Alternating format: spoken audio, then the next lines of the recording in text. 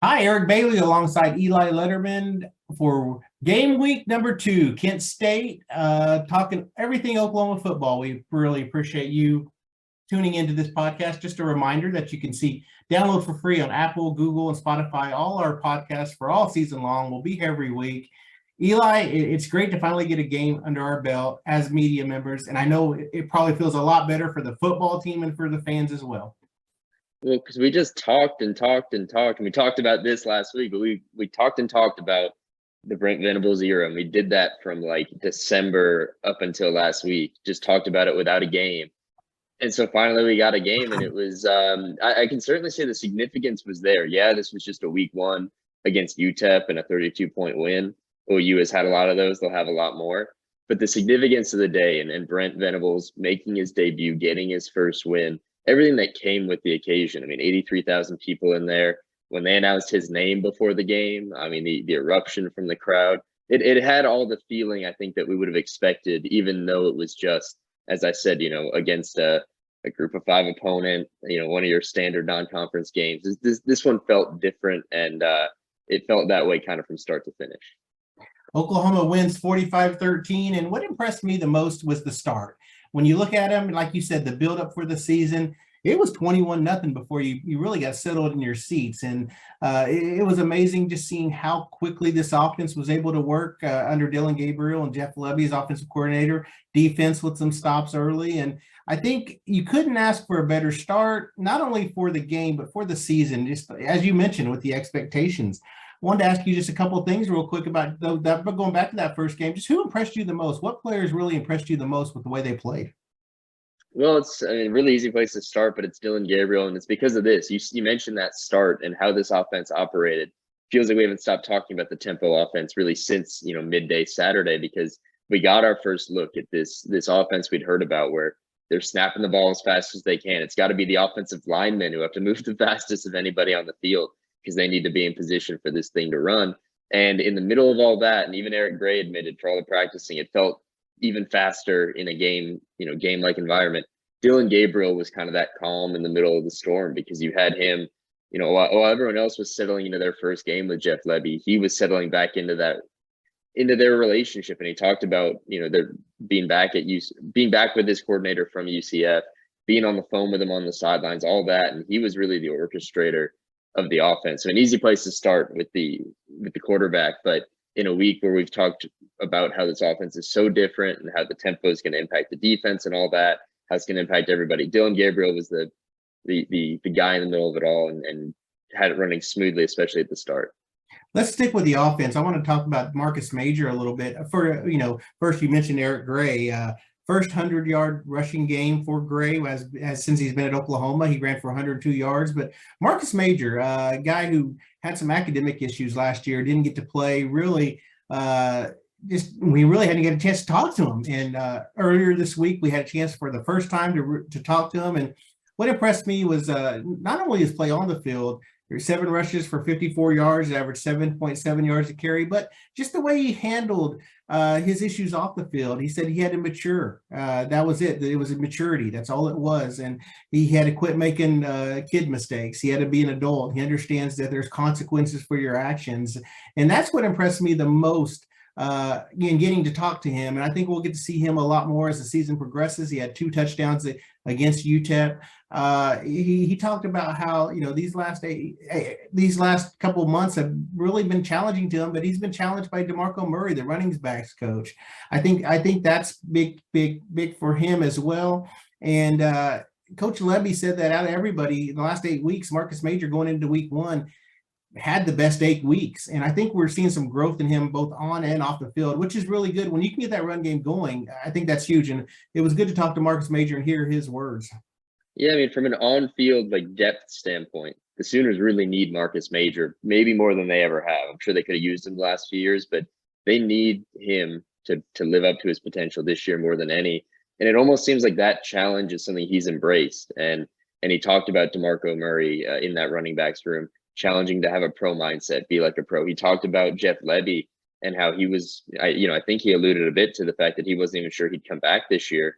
But that once Jeff Lebby arrived, he knew they'd run the ball, and that Jeff Lebby depends on him now, and he doesn't want to disappoint him. That's what he said.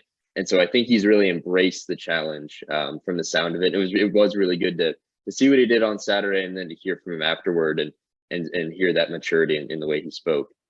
Putting a bow tie on the offense. We'll look at the offensive line. Wanye Morris was not available.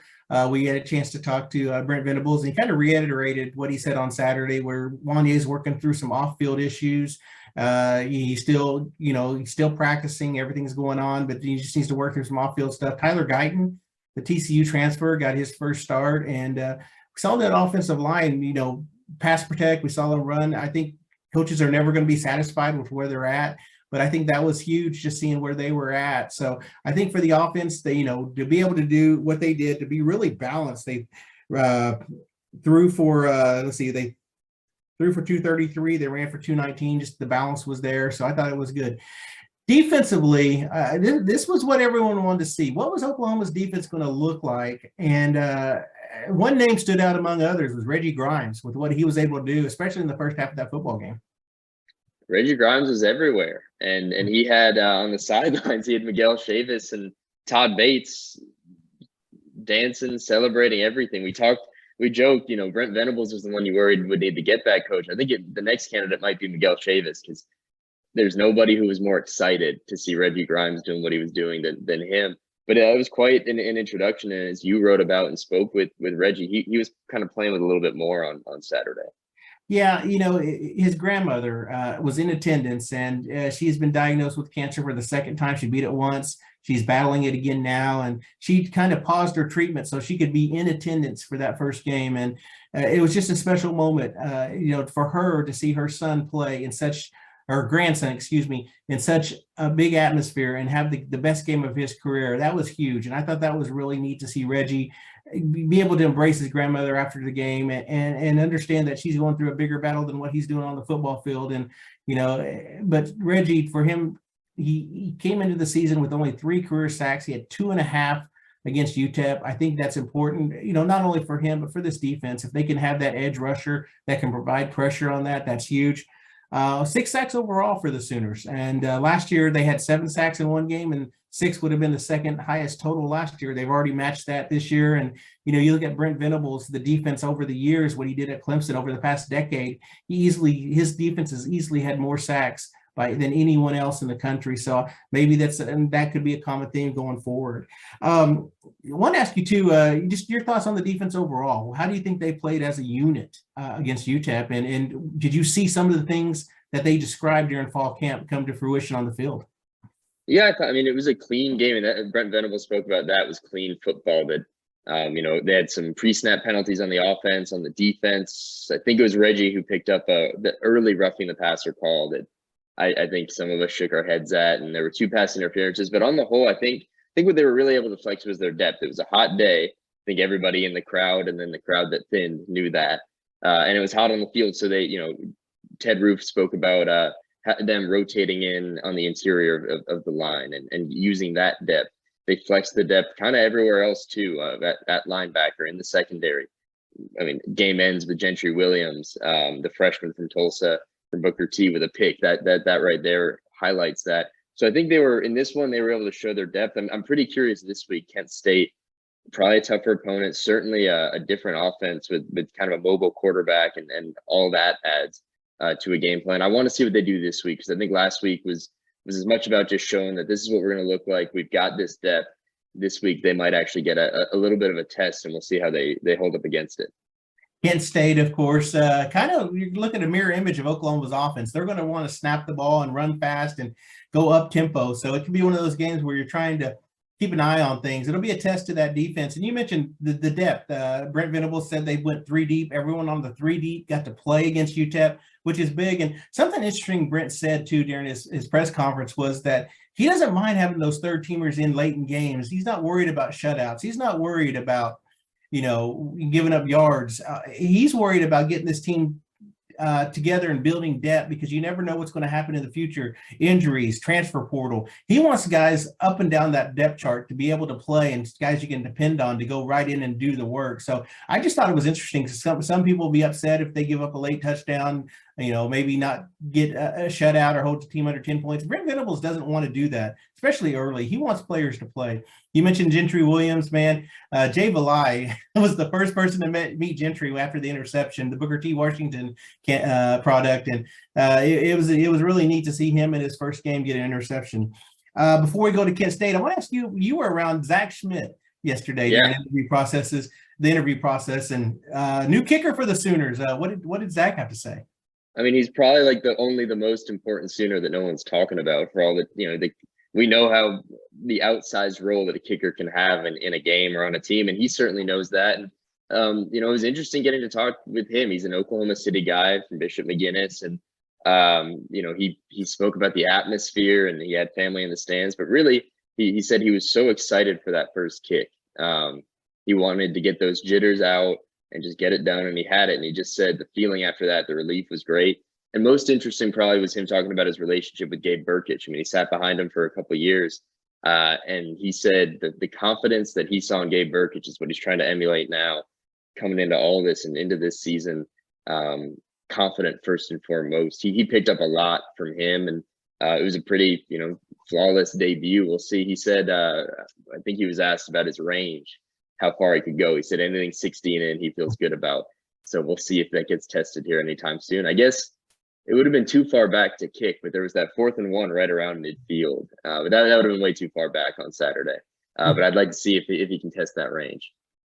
Kent State comes to Norman on Saturday, but in the days leading up to that game, they're here in Tulsa. In fact, after we get done with this podcast, I'm going to drive over to Union High School and talk to the coach and a couple of players about just how unique week this is. They're coming off a 45-20 loss at Washington.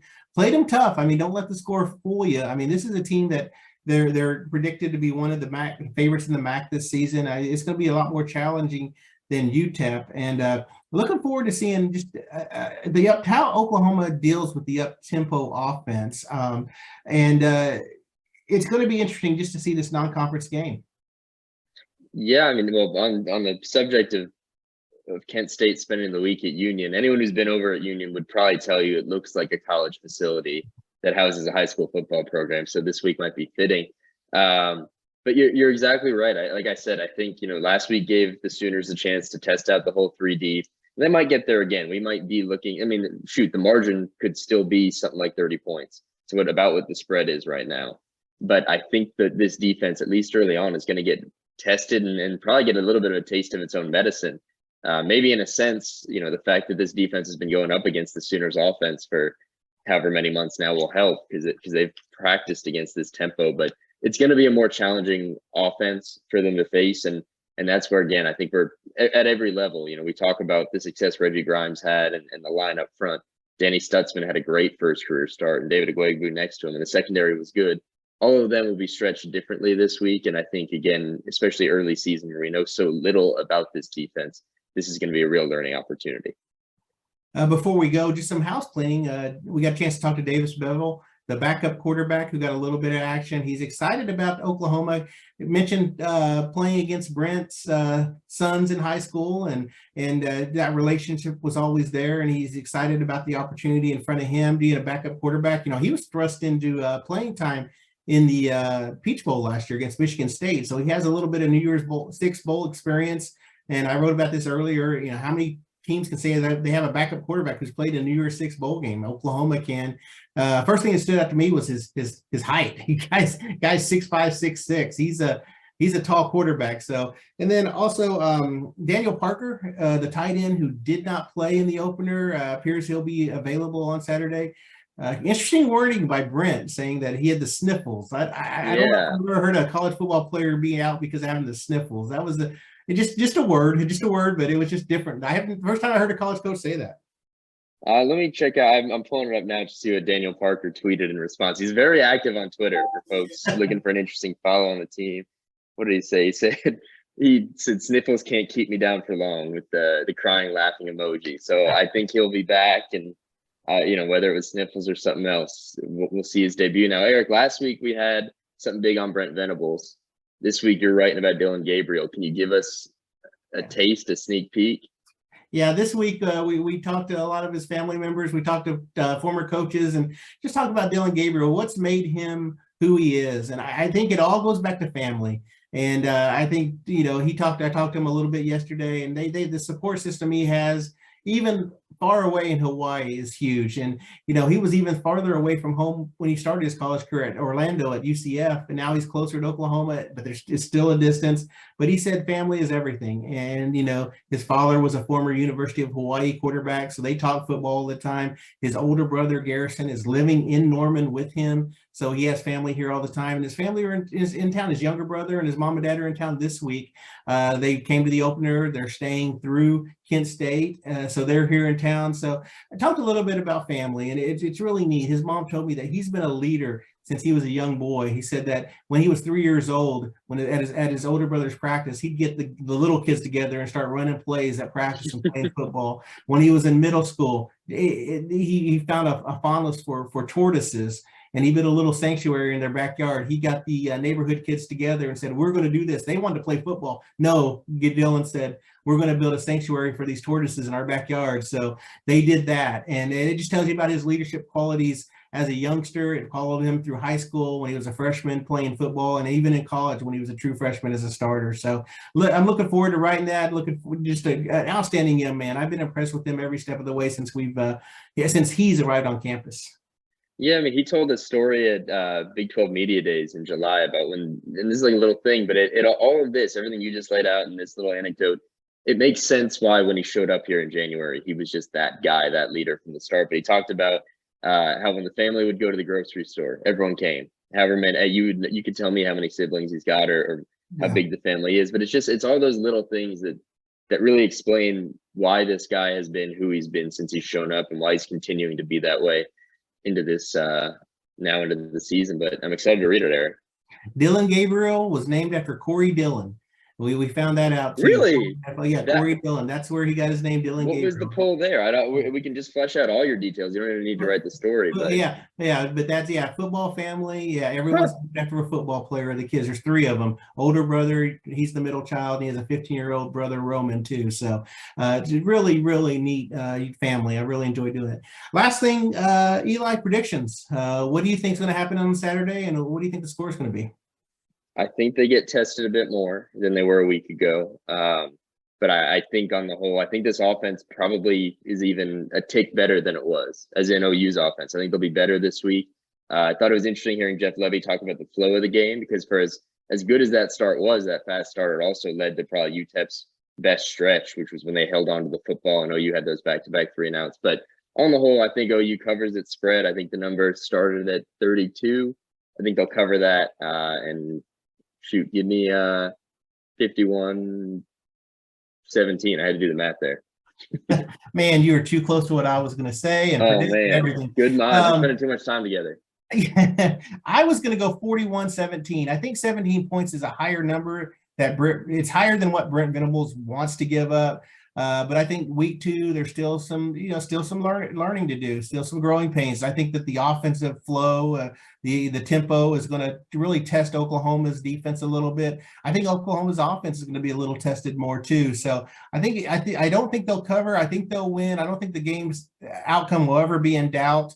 But I'm looking at something like 41-17. I can't assure you this, it's not going to be 100 degrees at kickoff like it was during the 2:30 game last week. So hopefully that sun will set and it'll be a beautiful night in Norman.